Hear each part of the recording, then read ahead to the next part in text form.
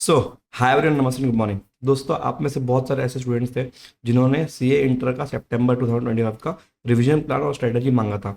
मैं एज्यूम कर रहा हूँ आप सारे के सारे बच्चे शायद फर्स्ट टाइमर्स होंगे, क्योंकि मई वालों का तो अभी एग्जाम चल रहा है। जितने भी फर्स्ट टाइमर बच्चे हैं, ये वीडियो आपके लिए बहुत ज़्यादा इंपॉर्टेंट रहेगा। तो प्लीज़ इस वीडियो को बहुत ध्यान से देखें एंड सारी बातों को सीरियसली लें। बिकॉज देखिए, अगर आप इन चीज़ों को टेक केयर नहीं करते हैं तो which leads you to failure. और आपको पता होगा कि सीए के अंदर 80% लोग फेल होते हैं और 20% लोग पास होते हैं। तो ये 80% फेल हो रहा है और जो 20% पास हो रहा है, उनमें सिर्फ और सिर्फ हैबिट्स का ही फर्क है। इंटेलेक्ट आप सबका सेम है। तो जो हैबिट्स का फर्क है उसको हम सुधार लेते हैं। सबसे मोस्ट इंपॉर्टेंट चीज क्या होती है सी एग्जाम्स के अंदर? देखिए, आपने अभी तक ना फाउंडेशन का एग्जाम दिया था, अब आप इंटर का एग्जाम दे रहे हो। तो आपकी सीए की जर्नी एक्चुअली पता है कहाँ से चालू होती है? इंटर से। इंटर आपको सही में सिखाता है कि सीए क्या होता है। फाउंडेशन में तो उन्होंने टेस्ट कर लिया कि आपने 11-12 में क्या पढ़ के आए थे। नाउ जो ये इंटर का एग्जाम है, ये पहली बार आपको सब्जेक्ट्स इंट्रोड्यूस कर रहा है, पहली बार आप इतना टफ और इतना वॉल्यूमनस कोर्स कर रहे हो। तो यू नीड टू प्लान। देखो, प्लानिंग करोगे ना तो बहुत इजीली मैनेज हो जाता है। देखिए, आप अभी एक स्टूडेंट टेबल बैठे हो और मैं और मेरे जैसे कई लोग आपका फ्यूचर सेल्फ है। जब आप सीए बन जाओगे तो आप हमारी तरह कुछ ना कुछ कर रहे होगे। तो ये जो जर्नी है, ये जर्नी गॉन थ्रू करना सिस्टमेटिकली बहुत इंपॉर्टेंट रहेगा। ठीक है, तो let me help you guys with all the tools I have and all the experience I would like to share with you guys. चलिए, without wasting any time, let's start the video. सबसे पहले important चीज, अगर आप इस video के अंदर नए हो तो जितने भी नोट्स हैं वो हम टेलीग्राम चैनल में पोस्ट करते हैं, उसकी लिंक आपको डिस्क्रिप्शन में मिल जाएगी। और इस वीडियो के अंदर जो गूगल शीट एक मैंने बना के दी है प्लानिंग के लिए, आपको ना कोई बड़ा सा प्लान खुद हाथ से मत लिखो, मैंने गूगल शीट बना दी है, वहां जाके डेट चेंज करो, सब्जेक्ट की प्रेफरेंस डालो, आपका प्लान रेडी हो जाएगा। राइट, तो वहां पे आप क्या कर सकते हो, वहां पे आप सीधा उसको प्रिंट करिए एंड प्रिंट करके वहां पे लगा दीजिए। ठीक, चलिए वो पूरा का पूरा मैं आपको दिखाता हूँ। अब सबसे इंपॉर्टेंट, टेलीग्राम से डाउनलोड कर लेना। अब यहाँ पे सीए इंटर के लिए सबसे पहले प्लानिंग कैसे करनी है। Planning is the most important thing. Planning यहाँ पे ना बहुत ज़्यादा इंपॉर्टेंट रहेगी, ये बात समझिएगा। राइट, तो सबसे इंपॉर्टेंट देखिए, सबसे पहले जब आप चालू करेंगे यहाँ पे अपना नाम लिखिए। ये शीट को जब आपने प्रिंट कर लिया, सपोज मेरा नाम दीपक पटेल है और मैं आपकी जगह होता तो मैं यहाँ पे लिखता सीए दीपक पटेल। यही तो आपका गोल है ना, मतलब जो भी आपका नाम हो यही आपका गोल है, इसी के लिए आप इस जर्नी के अंदर आए हैं। सबसे पहले एंड गोल को देखिए कि हाँ यार, मैं इस जर्नी में आया, मेरा ये रीजन था, मुझे सक्सेसफुल होना है और मुझे सब प्रूव करना है दैट आई एम समथिंग। मुझे खुद को अपने आप को प्रूव करना है दैट आई एम समथिंग। सो ये चीज़ों पर ध्यान रखिए। Now your big goal is approaching. आपका इंटर का एग्जामिनेशन अब मतलब देखो, मई का एग्जाम ऑलमोस्ट खत्म हो चुका है, तो सितंबर का रिवर्स काउंटडाउन चालू होता है। Now let's plan and gear up. And you already know, failing to plan means planning to fail. और हम जितने भी बच्चे हैं, consider yourself as a professional and do things professionally from henceforth. ठीक है, तो part number 1, number of days available. सबसे पहले डिस्कशन करते हैं कितने दिन हमारे पास अवेलेबल है। फ्रेंकली बहुत सारे ऐसे बच्चे होंगे जिनका भी क्लास कंप्लीट नहीं हुआ होगा और इंटर वाले बच्चों को टोटल में 2 मंथ्स मिलते हैं। कितने मिलते हैं? 2 मंथ्स। और 2 मंथ्स मतलब जुलाई अगस्त, मतलब 62 डेज। 62 डेज, 62 कैसे हुआ? 31 प्लस 31। नाउ मैंने इस वीडियो के अंदर 2 अल्टरनेटिव डिस्कस करने वाला हूं, देखिएगा। पहला अल्टरनेटिव क्या है? बोथ ग्रुप की प्लानिंग यहां तक है एंड नीचे जस्ट नीचे अल्टरनेटिव 2 इज सिंगल ग्रुप की प्लानिंग, जो यहां पे है एंड उसके नेक्स्ट पेज में रहेगा। तो सबसे पहले मैं बोथ ग्रुप डिस्कस कर ले रहा हूं। तो अगर कोई सिंगल ग्रुप वाला बच्चा हो, वो चाहे तो सुन भी सकता है, उसके काम का है, और अगर नहीं तो फिर वो स्किप करके सीधा सिंगल ग्रुप में थोड़े समय बाद चले जाए इस वीडियो के अंदर। सबसे पहले बोथ ग्रुप वाला बच्चा, आपके पास ना 31 प्लस 31 62 डेज है। सिमिलरली सिंगल ग्रुप वाले के पास भी उतने डेज होंगे। अब जो बच्चा बोथ ग्रुप वाला है, उसके पास सिर्फ 2 रिवीजन करने की अपॉर्चुनिटी रहेगी in this number of days. और जो सिंगल ग्रुप करेगा वो जस्ट डबल कर पाएगा, बिकॉज उसके पास number of subject just half है। राइट, ठीक है। तो रिवीजन शेड्यूल आपका किस तरीके से बनेगा? आप फर्स्ट रिवीजन देंगे और फिर मॉक देंगे, और हर वो बच्चा मॉक नहीं देगा जिसको पास ना होना हो। किसी को भी कोई अगर ऐसा बच्चा सुन रहा है इस वीडियो को, who does not want to get pass, बेटा वो मॉक मत दे। सर इतना सीरियस है? हाँ बेटा, इतना सीरियस है मॉक देना। आपको अगर मेरी बात पे विश्वास ना हो, आप जाइए यूट्यूब पे और जितने भी रैंकर्स हैं, ठीक है, आप लोगों ने बहुत लोगों ने फॉलो करके रखे होंगे रैंकर्स को। राइट, तो उन रैंकर्स को एक बात ध्यान रखिएगा, उनकी वीडियो को देखिएगा। हर रैंकर के इंटरव्यू में सिर्फ एक बात कॉमन होती है और वो बात है मॉक। वो या ये बोल रहा होगा मैंने 3 मॉक सॉल्व किए, मैंने 4 मॉक सॉल्व किए, मैंने 5 मॉक सॉल्व किए। इस आर्ट को अपन डिटेल में डिस्कस करेंगे इस वीडियो में कि उसको एग्जीक्यूट कैसे करना है।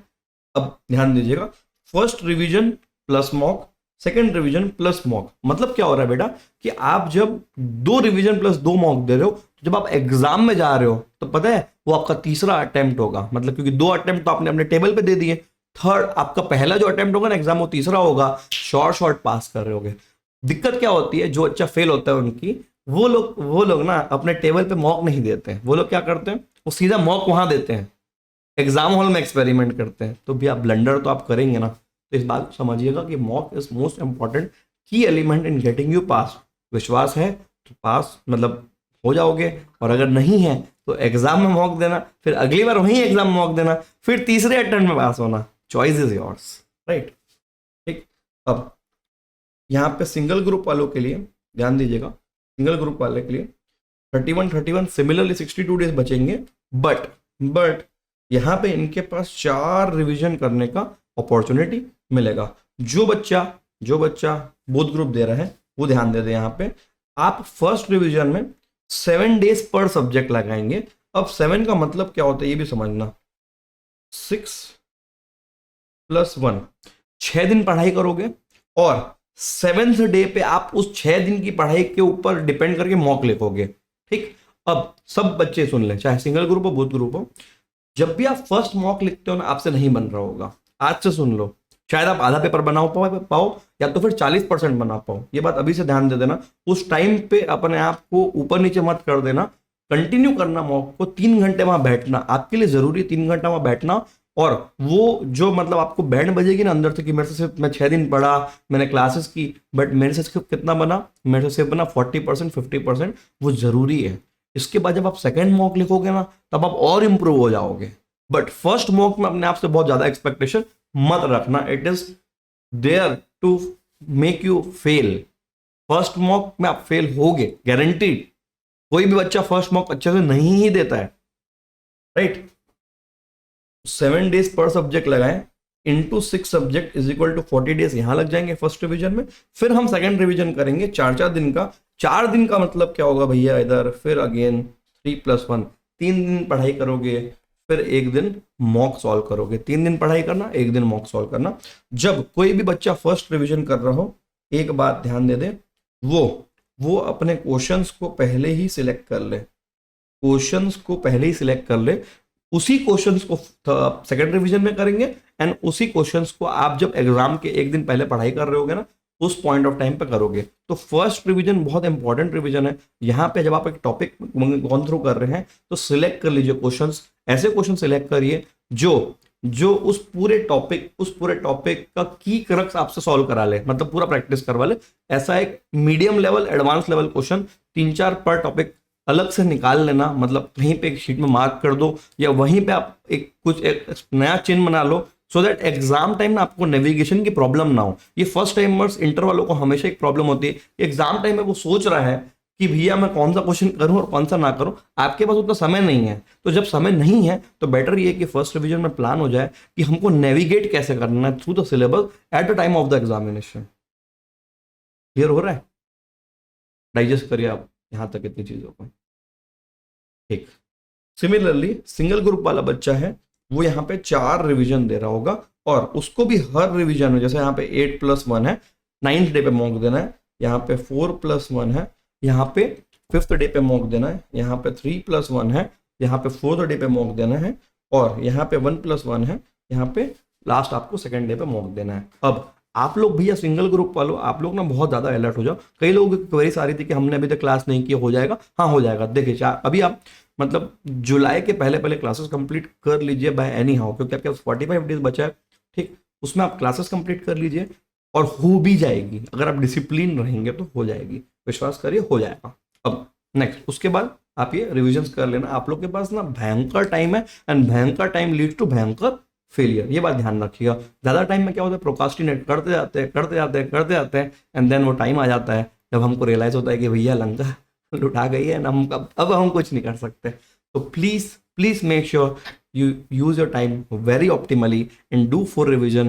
एंड एटलीस्ट आप लोग बेटा जितने भी सिंगल ग्रुप वाले, आपका तो हर सब्जेक्ट में गारंटीड एग्जामिनेशन आना ही चाहिए, राइट। बोथ ग्रुप वालों का भी आना चाहिए, क्योंकि आप लोग का इंटेलेक्ट बहुत, क्योंकि आपने वो हैवी बर्डन अपने ऊपर लिया है। अब सर इनका जो बोनस मैं आपको उस वीडियो के अंदर दे रहा हूँ वो ये कि मैंने आपके लिए गूगल शीट रेडी कर दी है, सो दैट आप सीधा उसमें सब्जेक्ट को टिक टिक टिक टिक करो और डेट डालो, सीधा वो आपको पूरा प्लानर बना के दे रहा होगा, date wise subject wise, and बहुत ब्यूटीफुल। मैं आपको दिखाता हूँ उसको कैसे डाउनलोड करना है।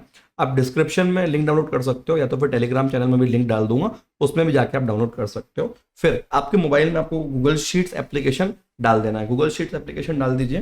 फिर वहां पे जाके अगर आप, अब दो अलग अलग फाइल है, सिंगल ग्रुप वालों की अलग है, बोथ ग्रुप वालों की अलग है। सबसे पहले मैं आपको देखो सिंगल ग्रुप वालों को दिखा देता हूँ। यहाँ पे इस तरीके का रिवीजन प्लान आपको दिख रहा होगा, देखिए।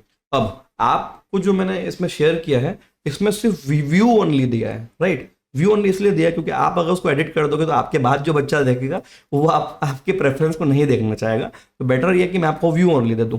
अब आपका अगला क्वेश्चन आएगा कि सर हम इसको एडिट कैसे करें। आप इसको एडिट कैसे करोगे, राइट साइड में जो 3 डॉट दिए रहते हैं वहां जाओ, वहां पे शेयर एंड एक्सपोर्ट का एक ऑप्शन रहता है। शेयर एंड एक्सपोर्ट के ऑप्शन में वहां पे देखिए last option make a copy. तो जब आप मेक अ कॉपी को क्लिक करेंगे, लास्ट ऑप्शन देखिएगा सब लोग, मेक अ कॉपी को आप क्लिक करेंगे तो एक कॉपी आपकी अलग से बन जाएगी, वहां पे जाके आप एडिट कर पाओगे, राइट। इन चीजों को ध्यान देना। इसके ऊपर टेक्निकली कोई भी क्वेरीज होगी कमेंट में डालना, मैं हैप्पी टू रिप्लाई कर दूंगा, ठीक है। नाउ सिमिलरली बैक जाता हूं, सिमिलरली बोथ ग्रुप वालों का भी प्लान ऐसे ही बना हुआ है, ध्यान दीजिएगा। हाँ, तो अब ना शीट पे ध्यान देना। आप जब यहाँ पे पहली डेट को अगर एडिट करते हो तो पूरी की पूरी शीट का जो डेट है वो अपने आप एडिट हो जाएगा, और सब्जेक्ट को आप यहाँ से टैप करके चूज कर सकते हो। अब सपोज पहला सब्जेक्ट मुझे अकाउंट्स रखना है तो मैंने अकाउंट्स रख लिया, और अगर अकाउंट्स नहीं रखना है तो यहाँ पे ऑप्शन खुलेंगे आपके सब्जेक्ट के, यहाँ पे आप टैक्स चूज कर लोगे तो पहला पूरा रिवीजन टैक्स का हो जाएगा। वापस मैं इसको अकाउंट्स कर देता हूँ, ठीक है। सिमिलरली सेकंड सब्जेक्ट में यहाँ पे जो पहला सेल है उसमें जाके अगर आप ऑडिट को चूज करोगे तो देखो पूरा ऑडिट अपडेट हो गया है इसके अंदर। इस तरीके से आप शीट को यूज करें एंड ऐसा प्लान बनाए और सीधा इसका प्रिंट दबा दो, बहुत सुंदर सी शीट निकल के आएगी। प्रिंट करके लगा देना और मजे से ऊपर में लिख दिया करो हर जगह CA Rahul, CA Pinky, CA वो एक्सेट्रा, जो भी आपको लिखना हो लिख देना। अपने आप को बार बार फील किया करो सीए हूँ, रिस्पॉन्सिबल रहें, प्रोफेशनल रहें, ठीक है। और इस तरीके की चीज़ें बनाएं, पूरा का पूरा सेकंड रिवीजन तक का नीचे तक आप देखोगे तो ये शीट है। इसको बेहतरीन यूज करो और stick to this schedule, stick to this schedule. Coming back to our video, तो हमने देखिए revision number of days discuss कर लिया, कितने रिवीजन्स करने वो डिस्कस कर लिया, और आपको गूगल शीट भी दे दी कैलेंडर वाइज प्लान करने की। एक चीज ध्यान दीजिएगा, आपके पास जो नंबर ऑफ डेज अवेलेबल है यहाँ पे 62+2 लिखा है मैंने, बोथ ग्रुप वाला बच्चा ध्यान दे, दिस इज 62+2, इसको 4 कर दीजिए, अमेंड कर दीजिए। मैं आपको जो शीट दूंगा उसमें अमेंडेड रहेगा, दिस इज 62+4। आपको रिक्वायर्ड नंबर ऑफ डेज मेरे रिविजन प्लान के हिसाब से इतने रहेंगे, तो आपको जून से चालू करना पड़ेगा, 27 जून यहां से आपको एग्जाम ओरिएंटेड पढ़ना है। अब अपन डिस्कशन करते हैं कि बहुत सारी ऐसी गलतियां जो एक फर्स्ट टाइमर करता है, जिसको उसको बिल्कुल भी नहीं करना चाहिए एक फर्स्ट टाइमर वाले बच्चे को। अभी अभी जो क्लास ले रहा है, anybody who is taking class right now, all those students who are taking classes right now, उनको एक चीज ध्यान रखना कि अब जो आप पढ़ रहे हो टॉपिक, ठीक है, तो स्टडी करने के बाद जब आप क्लास की स्टडी करते हो तो उसमें क्वेश्चंस की प्रैक्टिस होती है, ये बात मानते हो। जब सपोज आज मेरा डे 1 है, ठीक है, आज मैंने क्वेश्चंस किए, क्वेश्चन पढ़ाई किए और उसको सॉल्व किए क्लास के अंदर, लेकिन आप ये ना समझे कि ये आपसे बन जाएगा क्योंकि आपने खुद की मेहनत नहीं की है, अभी आप टीचर के गाइडेंस में थे। नेक्स्ट आप क्या करो, जब आपका डे एंड आए तो होमवर्क किया करो, होमवर्क या तो फिर सेल्फ वर्क। जो क्वेश्चन आज आपने क्लास में बनाए होंगे, आज शाम को उन्हीं के सिमिलर क्वेश्चन की या सेम क्वेश्चन की बिना देखे प्रैक्टिस करना। जब आप ये करोगे ना, तब सरप्राइजिंगली पहली बार में नहीं बन रहा होगा, इस बात का विश्वास कर लें, ठीक है। फर्स्ट टाइम में नहीं बनेगा। फिर जब आप सेकेंड टाइम करोगे तो आपकी 50% एफिशिएंसी आ रही होगी, जब आप थर्ड टाइम करोगे तब आपकी 80% एफिशिएंसी आ रही होगी। ऐसे कर करके सम्स की ग्रिप आना शुरू होती है, ये बात को ध्यान दें। तो अभी मान के चलें कि जो भी टॉपिक चल रहे होंगे क्लास में, आप ये मान लो कि आज से मेरी एग्जाम की तैयारी शुरू। और स्मार्ट बच्चा अगर कोई है, अगर कोई स्मार्ट बच्चा है वो क्या करेगा अभी, स्मार्ट बच्चा, रैंकर कैटेगरी का बच्चा, वो अभी क्या करेगा, अभी जो करंट टॉपिक्स की क्लासेस होने वाली है वो क्लास वाले डे ही, मतलब सेम डे, उसकी एग्जाम प्रिपरेशन कर देगा। क्या बोल दिया सर आप? देखो यार, मुझे आप लोग का नहीं पता है, but when I was used to do CA, what I used to do was, जैसे ना अभी एग्जाम अप्रोच कर रही है, एग्जाम का माहौल बनने लग गया है, ठीक है, तो हमारे पास क्या क्या मंथ्स बचे हैं वो देख लेते हैं। हमारे पास मई, फिर जून, फिर जुलाई, एंड फिर अगस्त, ये टाइम बच रहा है। ऐसा टाइमलाइन बनाया करो, हमेशा प्लानिंग के मूड में रहा करो। अब यहाँ पे नंबर ऑफ डेज कितने बच रहे हैं, यहाँ पे 15 दिन बच रहे हैं, यहाँ पे 30 दिन है, 31, 31, ठीक है। इसको कैसे बांटोगे, इसको बोलो कोर एग्जामिनेशन,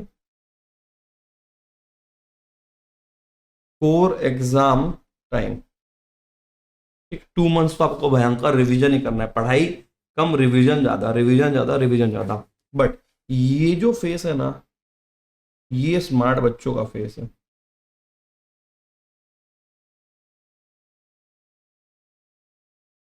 इसमें जो जो भी टॉपिक चल रहे होंगे ये वाले फेज पे, स्मार्ट फेज के अंदर जो जो भी टॉपिक्स चल रहे होंगे उनको आप एग्जाम मान के पढ़िए, एग्जाम के लिए पढ़ाई कर रहे हो ये मान के पढ़िए।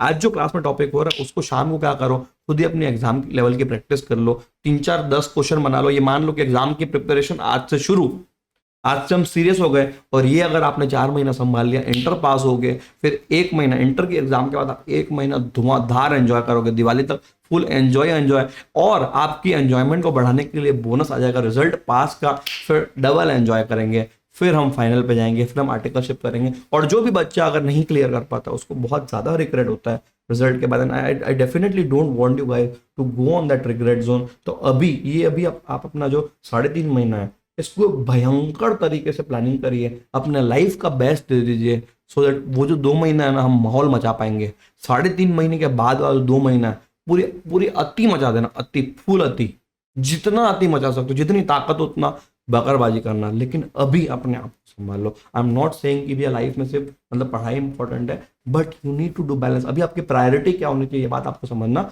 बहुत जरूरी है। और इतना डिटेल में इसलिए एक्सप्लेन कर रहा हूँ because you guys are, I think, first timers जो पहली बार इंटर का एग्जाम लिख रहे होंगे, बी डेड सीरियस। और देखो, प्रिपरेशन चालू करने के पहले एक बार अगर किसी को ये है ना कि मैं जाके मूवी देख के आ जाऊं, मैं जाके घूम के आ जाऊं, और मैं जो भी करके आ जाऊं जो आपके मन में, वो सब इतना कर लीजिए अभी 1 वीक के लिए। उसके बाद आप जब सीरियस हो गए ना, उस जोन में अगर आप घुस गए, उसके बाद आप सीधा एग्जाम के बाद उस जोन से बाहर निकलोगे। उसके पहले कोई भी बच्चा डिस्ट्रैक्ट नहीं होगा, प्रोकास्टिनेट नहीं करेगा, फुली प्रोफेशनली बिहेव करेगा, so that we will become a professional. क्योंकि देख लो यार, रिजल्ट खराब आया नेगेटिव, अगर आप 80% कैटेगरी में, यार 20% लोग पास होते हैं, अगर आप 80% कैटेगरी में चले गए ना तो आजू बाजू वालों का ना मुंह नहीं देख पाओगे जो पास हो रहे हैं, ठीक है। और जब मैं आपको एक और चीज बता दूं, जब आप क्लियर नहीं करते हो, जब आप सेकंड टाइम पढ़ने बैठोगे ना, तो जब वो बुक उठाओगे तो हर वो टॉपिक आपको चिल्ला चिल्ला के बोल रहा होगा कि लास्ट अटेम्प्ट में आप फेल हो गए। तो ये बात को बिल्कुल से भी ध्यान रखे हर बच्चा, कि गलती से भी एक स्कोप भी नहीं छोड़ना है कि हम, हमारा फ्यूचर से हमको गाली दे। कॉन्सेप्ट समझिएगा आप। अभी जो आप बकरबाजी, टाइम पास, प्रोकास्टिनेशन कि मैं 1.5 घंटे बाद पढ़ूंगा, मैं घड़ी देख के 12 बजे का तब पढ़ूंगा, फिर टाइम पास करते करते 12:15 बज गया, ये सब जो आप करते हो, आपका जो फ्यूचर सेल्फ है ना, जब वो रिजल्ट आएगा और नहीं निकलेगा, वो आपके प्रेजेंट को गाली दे रहा होगा, समझिए। तो अभी ऐसी एक्टिविटीज बिल्कुल भी ना करें कि आपका फ्यूचर सेल्फ आपको मतलब हिस्ट्री में आके गाली दे। Please, I would request you guys, अपनी जर्नी को बेस्ट बनाने के लिए इन टिप्स को फॉलो करें, राइट। नेक्स्ट, अब इंपॉर्टेंट चीज क्या है, जब फर्स्ट टाइमर्स और subsequent timers make note and make alert, ये बातों को ध्यान रखें। मोस्ट इंपॉर्टेंटली सबसे पहले कॉन्सेप्ट बिल्डिंग पे ध्यान दें। एग्जामिनेशन के अंदर रट्टा बहुत कम काम आ रहा होगा, और जो बच्चा कॉन्सेप्ट बिल्डिंग करता है प्लस रट्टा मारता है, वो अपनी बेहतरीन स्पीड और बेहतरीन कॉन्सेप्चुअल नॉलेज के लिए वहां पे मजा आ जाएगा उसको एग्जाम के अंदर। राइटिंग प्रैक्टिस मोस्ट इंपॉर्टेंट है भैया, हाईलाइटर पकड़ो और इसको हाईलाइट कर लो। राइटिंग प्रैक्टिस कब कब, दो की इवेंट्स होते हैं राइटिंग प्रैक्टिस के। जब आपकी क्लास हो रही, क्लास खत्म होने के बाद इमीडिएटली उसको सॉल्व करके देखना, नहीं बनेगा कोई बात नहीं, सेकंड टाइम बनाएंगे, नहीं बनेगा कोई बात नहीं, थर्ड टाइम बनाएंगे, थर्ड टाइम से हमसे बनना चालू हो जाएगा। तो जो राइटिंग प्रैक्टिस है वो करना। अच्छा, कई बच्चे जो ज़्यादा इंटेलेक्चुअल होते हैं ना वो भी फेल होते हैं एग्जाम में। सर ये क्या बात बोल दी आपने कि इंटेलेक्चुअल बच्चे फेल हो जाते हैं? भाई सुन, आप लोग क्या करते हैं, intellectual but lazy, there is a category which is intellectual तो है बट लेजी। मैं अभी नहीं करूंगा, मेरे से तो एग्जाम में बन जाएगा, ओवर कॉन्फिडेंस। अब ये जो बच्चे की कैटेगरी है वो क्या करता है, सुनिएगा ध्यान से, मजा आएगा आपको। देखिए, आप इंटेलेक्चुअल हो, आपको जो टीचर पढ़ा रहा है वो समझ में भी आ जा रहा है, आपको लग भी रहा है कि आपका एग्जाम बन जाएगा, आप ना ऐसे बैठे हो जैसे कि आप मूवी देख रहे हो। एग्जाम में। तो बेटा मेरे को एक बात बता, एग्जाम में जाके भी तेरे को ऐसे ऐसे ऐसे करना है क्या? The answer is no. आपकी मसल मेमोरी डेवलप नहीं हो रही है। It is as good as कि मैं आपको बता दूं कि भैया कार में जाके बैठो और वहां पे जाके स्टेयरिंग ऐसे ऐसे घूमेगा, गियर लगेगा और गाड़ी आपको चलाने आ जाएगी ट्रैफिक में। Is it so? Is it, does it happens? क्या आप जब गाड़ी चलाना सीखे कोई आपको बता दिया कि नहीं नहीं ऐसा ऐसा होगा? जब आप प्रैक्टिस किए थे, आप याद करिएगा, वो जो गाड़ी जब आप नया नया चलाना सीखे थे तो थोड़ा थोड़ा प्रॉब्लम्स किया था, पता आपको पहले से था, बड़ों को देख के, बड़ों की बातें सुन के कि गाड़ी को ऐसे घुमा के चलाना है। और आपको पहले कॉन्फिडेंस भी होता है, लेकिन आप जब करने उतरते हो ना वो गाड़ी चलाने, तो आपको बहुत सोचना पड़ता है, गाड़ी को बहुत एक्स्ट्रा कंट्रोल करना पड़ता है शुरू शुरू में। वैसे ही हमको शुरू शुरू में कोर्स जल्दी संभालना पड़ेगा। याद करिएगा वो अपने गाड़ी सीखने वाले दिनों को। फिर वो ट्रैफिक में, फिर वो गलियों में चलाते हो, फिर कॉन्फिडेंस आ जाता है। फिर कहाँ गए हम? ट्रैफिक में। Traffic is what the real examination. वहां जैसे ही गए, वहां पे डर लगना शुरू हो गया, इधर उधर से गाड़ी आ रही है, ये आ रही है, वो आ रही है। तो वैसा ही आपका एग्जाम हॉल है। तो उसके लिए आपको भयंकर प्रैक्टिस लगेगी, राइटिंग प्रैक्टिस। ध्यान दीजिएगा, जब आप उसको सॉल्व करते हो ना तो आपके हाथ की एक मसल मेमोरी डेवलप होती है कि हाँ एग्जाम में जाके ऐसा फॉर्मेट बनाना है और ऐसा सॉल्व करना है, ये टॉपिक यहाँ फिट हुआ, यहाँ फिट हुआ, ये यहाँ फिट हुआ, ये कहाँ कैसे बनेगा। जब आपकी एक क्वेश्चन पे 5 से 6 बार प्रैक्टिस होगी बहुत डेडिकेटली, तो आपका दिमाग और हाथ दोनों एक साथ जब काम करेगा तब जाके आप एग्जाम में पास हो जाओगे। इंटेलेक्ट प्लस लेजी बच्चा, बिल्कुल ध्यान दे, अपनी कैटेगरी समझ लो, अपने आप को सेल्फ इंट्रोस्पेक्ट करें और उन कैटेगरी के जिनकी मिस्टेक्स की बात हो रही है प्लीज रिपीट ना करें। अब जो बच्चे ऐसे अभी बोल रहे होंगे सर को तो बोलने दो, तुमको तो भैया फिर एग्जाम सिखाएगा, आप देख लो फिर वो आप 80% वाली कैटेगरी। क्योंकि यार देखो 100% बच्चा जो सीए के अंदर आता है ना, आप एक बात मानिएगा, वो इंटेलेक्चुअल ही होता है, वो बहुत अच्छा पढ़ने वाला स्टूडियस बच्चा ही आता है जो सीए में आता है। अब उसमें से 80% लोग आप खुद सोचिए ना कैसे फेल हो रहे हैं। जस्ट थिंक ओवर इट कि जो बच्चा सीए में एडमिशन ले रहा है, अगर वो इंटेलेक्चुअल तभी तो ले रहा है, बाकी नॉर्मल कमजोर बच्चा तो लेगा नहीं। तो जो बच्चा इस जर्नी में है वो सब इंटेलेक्ट ही मान लिया। अब वो जो टोटल इंटेलेक्ट बच्चे में से सिर्फ 20% लोग क्यों पास हो रहे हैं? क्योंकि आप अपने आप को बड़ा समझते हैं, बड़े हो गए हैं, लेकिन अभी आपको और सीखना बाकी है। ये बातों को बिल्कुल ध्यान दें। मॉक नॉन नेगोशिएबल रहेगा, मैंने बता दिया। डेली शेड्यूल बनाए, यहाँ पे आप डेली शेड्यूल में अब जो मशीन हमको लगेगी एग्जाम हॉल के अंदर, most important machine is our body. इस मशीन को ढंग से अच्छे से मेंटेन करके एग्जाम हॉल के अंदर लेके जाना है। अब इसके लिए आपको रिक्वायर्ड है कि डेली लाइफ में आप 30 मिनट्स की वॉक और फिजिकल एक्टिविटी रखें। इससे माइंड के अंदर ऑक्सीजन ज़्यादा जाता है और पढ़ाई बहुत अच्छे से कर सकते हो। और जो बच्चों की नींद खराब है वो बच्चा शायद पास ना हो पाए, शायद शायद बोल रहा हूँ, बट जो बच्चे की नींद अच्छी है वो बहुत अच्छे मार्क्स से पास हो रहा होगा, ये गारंटीड है। मतलब ये जितनी भी चीज़ें कर लो, बहुत ज़्यादा अच्छी भी नहीं करनी है, 10-12 घंटे की। आइडियल आइडियल जो लेवल है दैट इज 7 to 8 भी आप कर सकते हो अभी, but 7 hour sleep is must. अपना स्लीप रूटीन सुधारिए, अपनी सारी चीज़ों को सुधारिए। एनवायरनमेंट जब तक सुधरेगा तब तक पास नहीं हो पाओगे, फिर आप मतलब देख लो लाइफ में कहाँ पहुँचोगे। You can take 30 minutes nap in the afternoon as well, but 7 hour sleep is non negotiable. 30 minutes walk अगर आप कर सकते हो, गाना सुनिए, बढ़िया कुछ पॉडकास्ट सुनिए, कुछ भी अच्छा सुनिए और माइंड फ्रेश करिए, ठीक है। डिजिटल डिसिप्लिन आपका बहुत ज़्यादा रिक्वायर्ड है। डिजिटल डिसिप्लिन, डिजिटल हटाना नहीं बोल रहा हूँ, रिमूवल नहीं बोल रहा हूँ, डिसिप्लिन बोल रहा हूँ।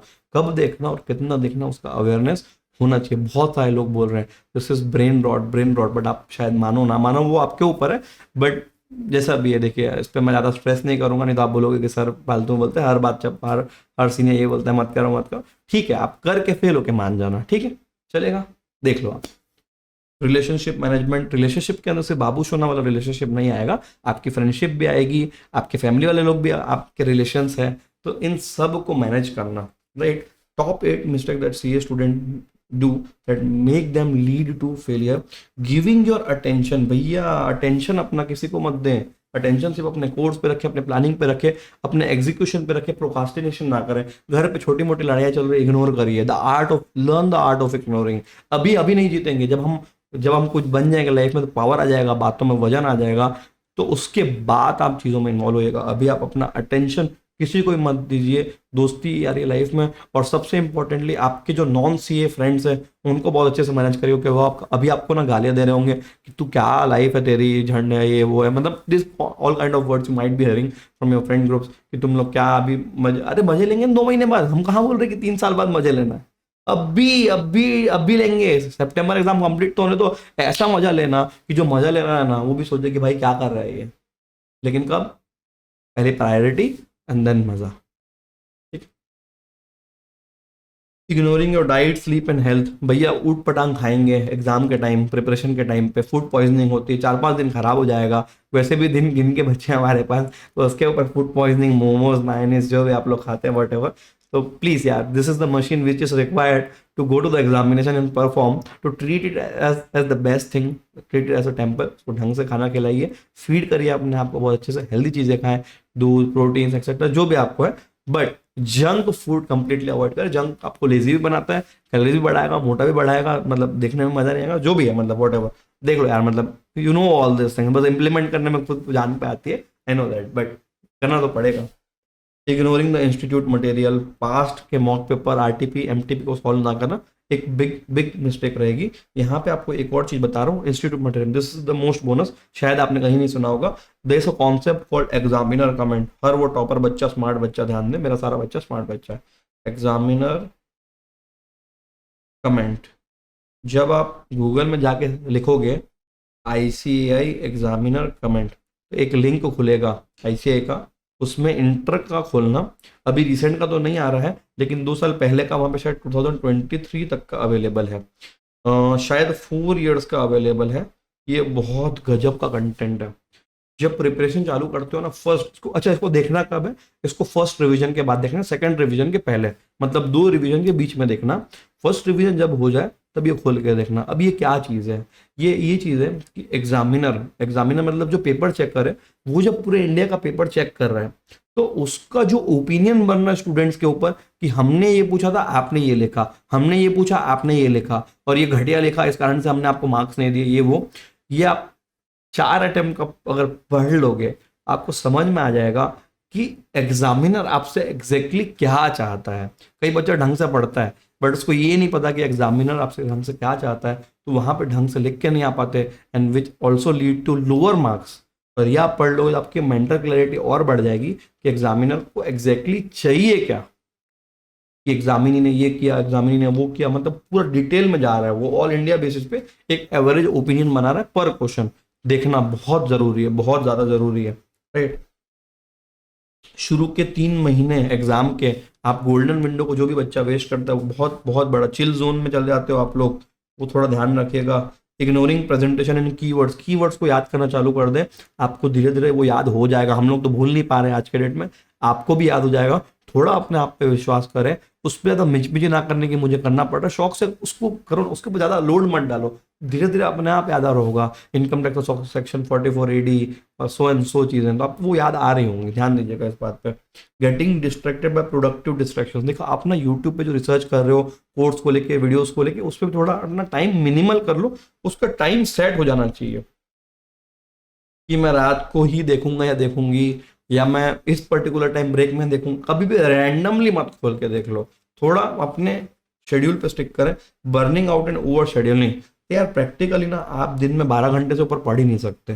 कोई भी इस बात को चैलेंज ना करे, और ज़्यादा एम्फेसिस भी नहीं करूंगा, स्मार्टली बता रहा हूँ, 12 घंटे के ऊपर पढ़ाई नहीं होती है, ठीक है। और आप टेबल पे बैठे भी हो ना, उसको पढ़ाई करना नहीं बोलेंगे, बिकॉज वो इफेक्टिव स्टडी नहीं है, ठीक। इसीलिए अपने दिन को ढंग से शेड्यूल करिए। 7 आवर्स सोइए, आधा घंटा वॉक, 30 मिनट्स की दोपहर में नैप लेंगे। इस बीच में भयंकर समय मिलेगा, क्योंकि 24 आवर्स होते हैं, इसमें से मैं क्या बोल रहा हूँ, 7 आवर्स सोएंगे, ठीक है। 0.5 आवर्स वॉक, 0.5 आवर्स नैप, तो यहाँ पे 8 घंटा माइनस हो गया, 16 बचता है। 16 में और 2 घंटा माइनस कर लो, तो आपके पास 14 आवर्स होते हैं, 14 आवर्स पर डे होते हैं। इसको बेस्ट ऑप्टिमम यूटिलाइज करें। इसमें आपका बीच में 1 आध घंटा ब्रेक का भी रहेगा, मतलब 10 मिनट 15 मिनट बीच बीच में ब्रेक शेड्यूल। और जो बच्चा क्लास लिया है वो क्लास के शेड्यूल को फॉलो करे, ब्रेक का सिस्टम 15 मिनट बीच बीच में ब्रेक ले, ढंग से प्रिपेयर करें। लो सेल्फ बिलीफ ना रखें, पीयर प्रेशर में ना आए, अपनी जर्नी डिफाइन करें। कुछ भी हेल्प लगती है टीचर से पूछिए कि मुझे यहाँ पे डाउट है और यहाँ पे मुझे क्लैरिटी दीजिए, बिकॉज आपके साथ वाला बच्चा शायद हो सकता है कि आपको ढंग से गाइड ना करे, उनसे थोड़ी गाइडेंस मीडियम ले, टीचर से गाइडेंस ज़्यादा लीजिए। तो आई रियली होप कि मैं आपको बहुत अच्छे से सारे कंटेंट बता पाया हूँ फर्स्ट टाइमर्स वाले बच्चे को कि क्या करना है क्या नहीं करना है। Now it's on to you, ball is in your court कि आप ढंग से प्रिपरेशन करोगे कि नहीं करोगे, बिकॉज देखिए जर्नी भी आपकी है। आप अगर ये मेहनत करते हो, आप थोड़ी सेक्रीफाइस करते हो, तो रिजल्ट भी आपको मिल रहा होगा, पास भी आप हो रहे होगे, आर्टिकलशिप में आप जाओगे, पॉकेट मनी आप कमाओगे। तो आपको खुद के लिए थोड़ा एम्बिशियस, थोड़ा सेल्फिश होना पड़ेगा। थोड़ा बोल रहा हूँ, थोड़ा सेल्फिश, ज्यादा एम्बिशियस होइए, सबको टाइम दीजिए। बट अभी आप बता दीजिए, सारे दोस्तों को बता दीजिए, फैमिली को बता दीजिए कि now this 3.5 month I will be dead serious about my goals. मुझे आप मिलने की रिक्वेस्ट ना करें, मुझे आप इन्वॉल्व करने की रिक्वेस्ट ना करें किसी भी मैटर में, मेरा अटेंशन मेरे कोर्स तक रहने दीजिए। मैं पास हो जाऊंगा, then I am available for everything and then I will do everything. From now onwards get very ambitious about your course, get pass with the C examination. बहुत ज़्यादा मजा आएगा जब आप आर्टिकलशिप करने जाओगे ना, इट फील्स रियली गुड। पूरा सूट अप होके अच्छे फॉर्मल कपड़े पहन के मार्केट में जा रहे होगे, मतलब यहीं से आपका प्रैक्टिकल लाइफ शुरू हो जाता है।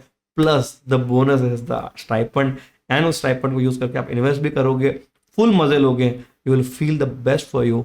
तो please do this things and get done with your CA inter examination in the first attempt. और पहली बार में पास करने का जो मजा है ना, बता नहीं सकता। फर्स्ट अटेम्प्ट वालों की रिस्पेक्ट भी बहुत ज्यादा अलग होती है, वो आप ऑलरेडी जान चुके होंगे। तो let's not procrastinate, let's do this with all the things and I really hope कि आपका फर्स्ट टाइम में एग्जाम क्लियर हो जाए। और ये वीडियो अगर कोई भी बच्चा जो अभी मई में दे रहा होगा, वो शायद अगर गलती से भी क्लियर ना हो, वो देख रहा हो, भाई तुम लोग अपनी गलतियों को सुधार लो। अगर गलतियां सुधर जाएंगी ना, देखो सिंपल है, input is equal to output. Input क्या क्या है? मेहनत, sacrifice and full focus, full dedication. ये इनपुट, तो आउटपुट आपका आ जाएगा। आपकी प्रॉब्लम क्या होती है, आप आउटपुट पे फोकस कर रहे हो और इनपुट दे ही नहीं रहे हो, कैसे आएगा? सेक्रीफाइस जरूरी है चीजों का अभी फॉर द टाइम बिंग, वो परमानेंट सेक्रीफाइस नहीं, ये भी माना करो। तो आप ना थोड़ा रिलीव हो जाकर, दिक्कत क्या होती है, आपको ये लगता है सेक्रीफाइस का मतलब है कि जीवन भर का त्याग, जीवन भर में घूमने नहीं जा पाऊंगा, जीवन भर में मूवी नहीं देख पाऊंगा। यार ऐसा नहीं है, सिर्फ 3.5 मंथ्स, उसके बाद आप 2 महीने प्लीज प्लीज 60 डेज फुल बकरबाजी करना। But now vision on the goal, CA mission CA. ठीक है, कमेंट में डालिएगा अगर कोई भी क्वेरीज होगी। और अगर आपको ये वीडियोस पसंद आ रहे हैं, kindly share with all your friends so that उनकी भी हेल्प हो पाए। खुद की खाली हेल्प मत करो, दोस्तों की भी हेल्प करो। So with that, bye everyone, take care, have a nice day. And mission C हमेशा याद रखना, अपना स्टडी एनवायरनमेंट सुधार लो, वहीं पे लगा देना बड़ा सा मिशन सी। ठीक है, चलिए with that, bye everyone, take care, have a nice day.